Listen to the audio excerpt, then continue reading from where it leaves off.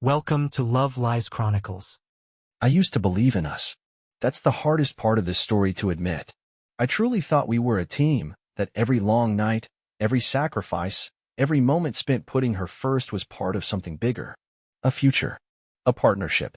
But standing in our kitchen that night, staring at the woman I had built my life around, I realized how deeply wrong I had been. It started with something small, like most of our fights did. I had just walked in from work, exhausted. Another 12-hour shift, another day spent grinding to keep the house she loved, the car she adored, and the lifestyle she expected. I was hoping for I don't even know. A decent meal? A simple, "How was your day?" Just a little acknowledgement that I was doing all this for us. But instead, she barely glanced up from her phone, her manicured fingers scrolling through some influencer's vacation pictures on Instagram. "You're home late," she muttered, as if she actually cared. I exhaled slowly, trying not to let it get to me.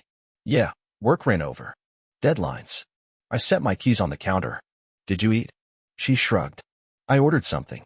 Of course she did. Another night of takeout, another bill I'd be the one paying. I ran a hand through my hair, trying to decide if I should even bother bringing it up. We'd had this argument before. About how she didn't cook anymore. About how she spent without thinking, assuming money would always be there. About how she never really seemed to care how hard I was working to give her everything. And yet, every time, she dismissed it. Like I was the problem for expecting effort in return. Tonight, though, something in me snapped. I leaned against the counter, crossing my arms. "Do you even appreciate what I do for you?" That got her attention. She finally looked up, her perfectly lined eyes narrowing like I had just said something offensive. "What's that supposed to mean?"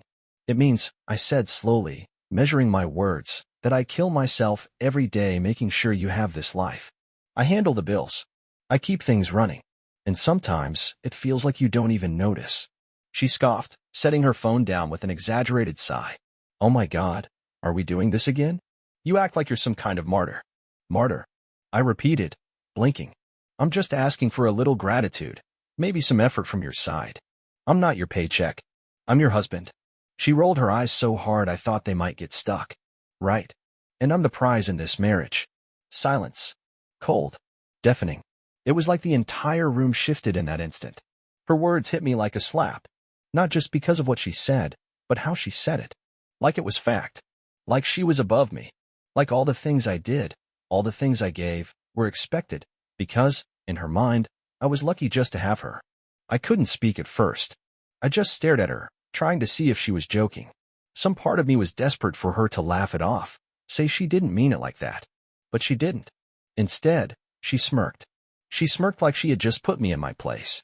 Like I should be grateful to even be standing there, arguing with her, because she was the prize. Something inside me shifted. It wasn't anger. Not yet. It was clarity. I finally saw her. Not the woman I had fallen in love with years ago.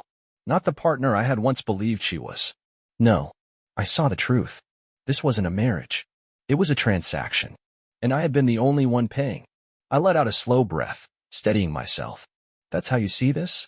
She shrugged, running a hand through her silky hair. "I'm just saying, men are supposed to chase. You got me, so stop acting like I owe you something." Something snapped inside me then. Not a violent snap. Not rage. Something colder. More final. She thought she was a prize? She thought I was just lucky to have her? Then it was time she learned something about prizes. They only have value if someone wants to win them. And I was done playing the game. I don't know how long I stood there after she said it. "I'm the prize in this marriage." It echoed in my head, over and over, like a song I hated but couldn't turn off. That moment should have been an argument. It should have been me pushing back, demanding she explain herself, trying to make her see how ridiculous, how arrogant, how cruel her words were. But I didn't. Because the truth had already settled in my bones. I wasn't going to convince her. She believed it. She believed that her presence alone was enough. That she deserved everything I gave while offering nothing in return. That I should worship at the altar of her existence, just because she was her. And that was when it hit me. She wasn't the woman I married. Or maybe she had been all along, and I had just been too blind to see it. Either way, something inside me shifted. That night, I lay in bed staring at the ceiling, thinking. About every sacrifice I had made. About every late night I had spent grinding at work to make sure our life was secure. About every anniversary gift I had carefully picked out, only for her to barely glance at it before setting it aside. About the times I had cooked for her, planned date nights, tried to keep the spark alive, only for her to roll her eyes, act like it was an obligation, or worse, not even notice. And yet, she was the prize? What exactly made her one? She didn't cook. She didn't clean. She didn't contribute financially. She didn't support me emotionally. All she did was exist. And I was supposed to be grateful. I felt sick. Because, for the first time, I realized I had been living in a lie. A lie I had built for myself. I had spent years trying to make her happy, trying to earn her love, trying to prove that I was worthy of her. But the truth? She never saw me as an equal. I was just a provider. A man who had secured the bag so she could live comfortably, while putting in zero effort to maintain the relationship. And I had let it happen, because I had been too busy loving the idea of her to see the reality. But not anymore. The next morning, I woke up different. I didn't say anything. I didn't announce my revelation. I just stopped. Stopped trying. Stopped caring. Stopped chasing the so-called prize. It was subtle at first. She was used to me making her coffee in the mornings. So when she came into the kitchen and saw me drinking mine, without one waiting for her, she frowned. "No coffee?" she asked, opening the cabinet. I shrugged. Didn't feel like making an extra cup. She blinked, confused. But she didn't say anything. Later that day, she sent me a text. "Hey, can you stop by and pick up my dry cleaning?" Normally, I would have dropped everything. Instead, I replied, "Busy. You can grab it." No explanation. "No, I'll make it up to you. Just the truth." She left me on read. By the weekend, she started noticing the shift. I wasn't initiating conversations anymore. I wasn't asking about her day, wasn't complimenting her outfit, wasn't orbiting her the way she was used to. And for the first time in a long time, I realized something. She never asked about me. Not once. Not once did she ask, "How was work?" Not once did she say, "You okay?" Not once did she notice that I had checked out. Because in her world, I had always been secondary. And I had spent years pretending that was okay. A few days later, we were sitting on the couch watching a show. Normally, she'd sit next to me, scrolling through her phone, half watching. But tonight, she kept glancing at me, like she was waiting for me to say something. When I didn't, she shifted closer. "You've been acting weird," she said, not looking at me. I sipped my drink. "How so?" She shrugged. "I don't know. You're just quieter." I let the silence stretch. Let her sit in it. Because for the first time, she was the one reaching. "I guess I'm just tired," I said finally. And it wasn't a lie. I was tired. Tired of giving. Tired of trying. Tired of feeling like the only one making an effort. She didn't respond. But I saw the way her jaw tightened. Because deep down, she knew.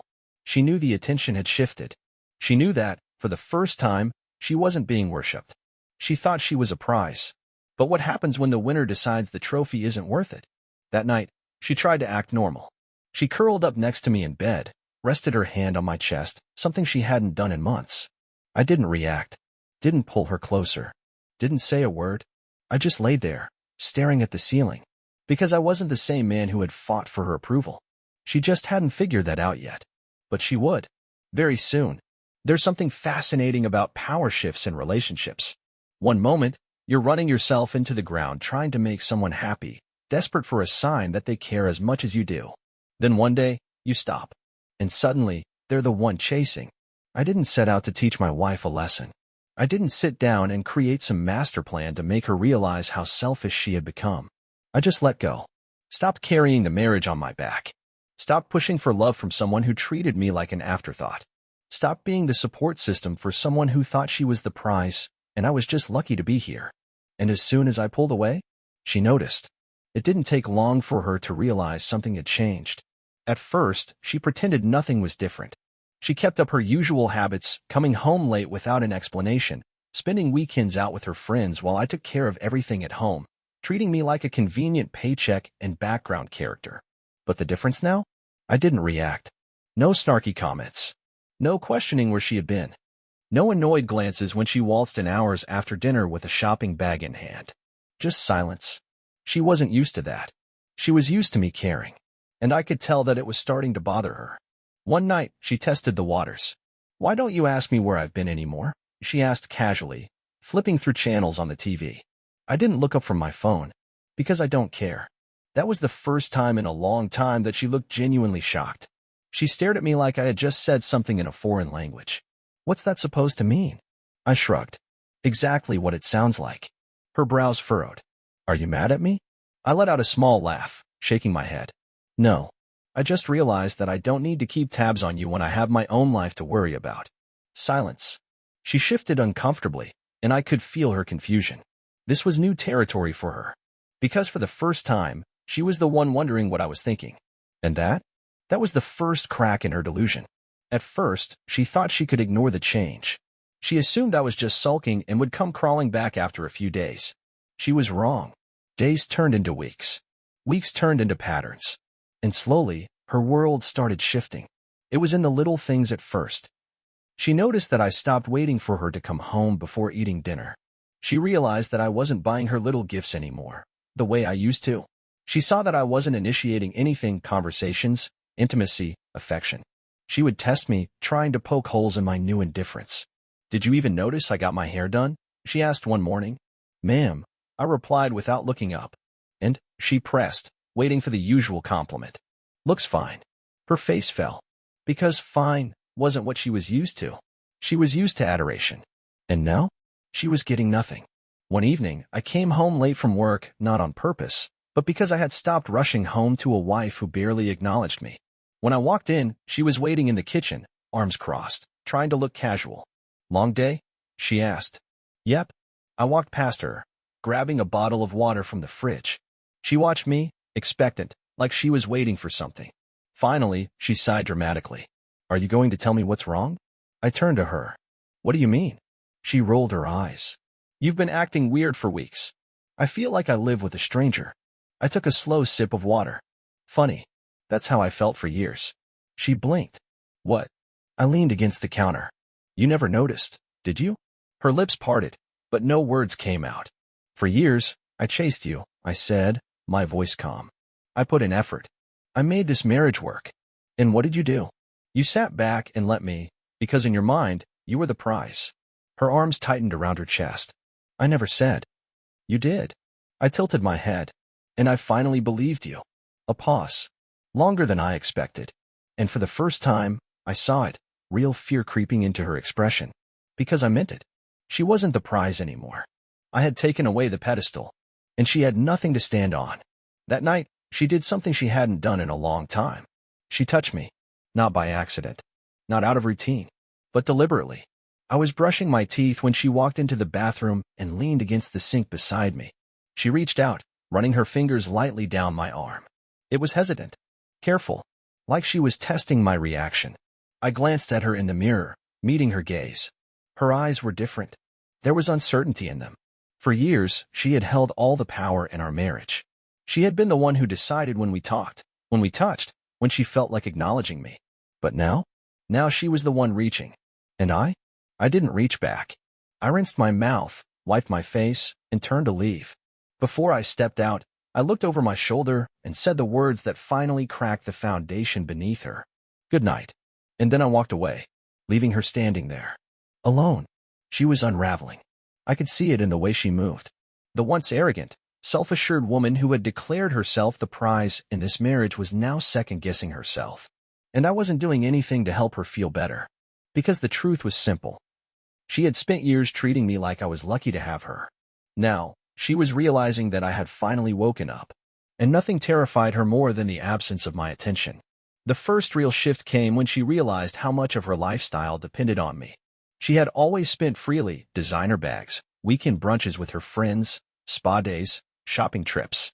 She never thought about where the money came from, because she had convinced herself that she deserved it simply for existing. But now, I had cut off the excess. No more gifts. No more covering her reckless spending. No more being her personal financial safety net. It took one declined transaction for the panic to start setting in. I was in the living room when I heard her voice from the bedroom. That's weird, she muttered. Hold on, let me try another card. A few moments of silence. Then, a louder, more frustrated voice. What the hell? I kept scrolling on my phone, waiting for the inevitable. She stormed into the living room, holding up her phone like it was evidence in a court case. Did you cancel my cards? She demanded. I didn't even look up. No. Then why is my payment getting declined? I shrugged. Probably because I moved some money around. You still have your personal account. Her eyes narrowed. My personal account doesn't have enough to cover this. Then I guess you should spend less, I said, setting my phone down. Her jaw dropped slightly. She wasn't used to this version of me. The version that didn't jump to fix things for her. The version that didn't care if she was annoyed. I stood up, stretched, and grabbed my keys. I'm heading out. She crossed her arms. Where? Out.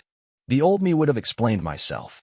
Told her exactly where I was going, when I'd be back. But I wasn't the old me anymore. And the uncertainty? It was eating her alive. A few days later, she switched tactics. If manipulation through guilt wasn't going to work, she was going to try seduction. I saw it coming from a mile away. She started dressing differently. Not just for herself, but for me. The oversized sweatpants and messy buns were suddenly replaced with perfectly styled hair, tight dresses, perfume. She even accidentally dropped something in front of me one night, bending down in a way that she knew used to get my attention. I didn't bite. I walked past her and grabbed a drink from the fridge like she wasn't even there. She noticed. Of course she did. That night, she climbed into bed next to me, her fingers lightly trailing over my arm. Hey, she whispered. I turned my head, meeting her gaze. Her expression was different now, no longer full of arrogance. For the first time in years, there was uncertainty in her eyes. She was testing the waters, seeing if she still had power over me. I stared at her for a long moment. Then I simply said, "Good night." And I turned away. She lay there, frozen. And in that moment, I knew. She felt it. She felt what I had felt for years. The loneliness. The rejection. The slow, painful realization that she was no longer a priority. A week later, she finally cracked. I came home from work and found her sitting at the kitchen table, staring at me with a mix of anger and desperation. I set my keys down and grabbed a drink from the fridge. Are you going to say something? She snapped. I raised an eyebrow. About what? She let out a bitter laugh, shaking her head. Don't do that. Don't act like you don't know what's going on. I leaned against the counter. Why don't you tell me, then? She stood up so fast the chair scraped against the floor. You've been treating me like I'm invisible, she exploded. You don't talk to me. You don't touch me. You act like I'm not even here. What the hell is wrong with you? I took a slow sip of my drink, letting the silence drag out. Then, I said the words that sealed her fate. I thought you were the prize. Her face went pale. For the first time, she had no response. Because she knew. She knew exactly what I meant. She had spent years believing that she was the one in control. That I was just a man lucky enough to be in her presence. But now? Now, she was the one fighting for my attention. And I? I had none left to give. She shook her head, blinking rapidly, like she was trying to deny reality. Is this your way of getting back at me? She whispered. I set my drink down and met her gaze. No. This is me waking up. She opened her mouth to say something, to beg, to argue, to fight. But I was already walking away. Because she had already lost. And we both knew it. She didn't sleep that night. I could tell. She tossed and turned beside me, her breathing uneven, her body stiff with frustration. In the past, she would have nudged me, demanded comfort or attention. Maybe she would have wrapped her arms around me, expecting me to pull her close like I always did. But this time, she didn't reach for me. Because she knew. She knew that if she did, she would feel nothing in return. And that terrified her. Because I was done. The next morning, she woke up before me. That alone was strange. When I stepped into the kitchen, she was already there, making breakfast. The smell of bacon filled the air, and for a second, I almost laughed. Because I knew exactly what she was doing. This was her last move. When guilt and seduction had failed, she had one card left to play. Desperation. She turned around with a forced smile, holding up a plate. I made you breakfast. It was almost funny. The same woman who once scoffed at the idea of cooking for me, who thought her presence alone was the only thing she had to offer, was now standing in the kitchen, hoping a plate of eggs and bacon would make me forget everything. I leaned against the counter, crossing my arms. You've never made me breakfast before. She let out a nervous laugh. I just thought. I don't know. Maybe we could start over. Start over. I repeated. She nodded quickly, setting the plate on the table. Yeah. I know things have been tense lately, but we can fix this. She said it so casually, like she was offering a deal. Like the last few weeks hadn't changed everything. Like I hadn't already made my decision. I sat down, picked up a piece of bacon, and took a slow bite. She watched me carefully, waiting for some kind of reaction. When I finally swallowed, I looked up at her. You don't get it, do you? Her smile wavered. Get what? I set the fork down and leaned forward. A prize is only valuable if someone wants to win it. Her breath hitched. I saw it. The moment it clicked. The moment she realized that she had lost all of her worth to me. I pushed the plate away. And I'm no longer playing the game. She stared at me, stunned into silence. She had spent years believing that she was untouchable. That no matter what, I would always be there, always be chasing, always be grateful to have her. And now? She was watching everything she had taken for granted fall apart. Her lips trembled slightly, but she tried to cover it up with anger. So what? You're just done? She snapped, crossing her arms. You're walking away from all of this because I said one stupid thing? I let out a humorless chuckle. One stupid thing? I repeated. She flinched. Because she knew better. This wasn't about one comment. This was about years of neglect. Years of me giving while she took. Years of her treating me like a convenience, like a provider instead of a partner. This wasn't a reaction. This was the final consequence. You thought you were the prize, I said, standing up. But tell me something, what exactly did I win? Her mouth opened, then closed. She had no answer. Because she knew. She knew she hadn't brought anything to this marriage. She knew she hadn't supported me, loved me, appreciated me. She knew that if I left, she would have nothing. And for the first time, I saw it, real fear in her eyes. Because she wasn't ready to lose me. She just never thought she would have to work to keep me. Her breathing turned sharp. This is insane, she whispered. You don't just throw away a marriage like this. I met her gaze. I didn't. You did. She swallowed hard, shaking her head. I was just caught up in the moment. I didn't mean it like that. You did, I said simply. And I believed you. She let out a frustrated breath, gripping the edge of the counter like she was physically holding herself together. Okay, she said, her voice strained. Then tell me what you want. What do you need from me? And that? That was the moment I knew I had won. Because for years, I had been the one begging for effort, for love, for appreciation. And now? She was the one begging me to stay. But it was too late. I picked up my keys, slipping them into my pocket. I think we both know the answer to that. She sucked in a breath, her eyes wide. You don't mean it. I do. She took a step forward, reaching for me. Wait. I stepped back. No. That was it. No long speech. No final argument. Just no. She froze, her entire body trembling, her face crumbling as she finally realized. She wasn't the prize. She never had been. She had just been a woman who thought she was irreplaceable. Until the man she had taken for granted walked away. I didn't slam the door when I left. I didn't storm out or make a scene. I just walked out. Calm. Unbothered. Free. And as I drove away, I didn't feel sadness. I didn't feel regret. I felt relief. Because I had finally learned the most important lesson of my life. A woman who treats herself like a prize instead of a partner isn't worth winning. And I was done competing for nothing. Dear listeners, please share your thoughts in the comments, and do not forget to like, share, and subscribe to the channel.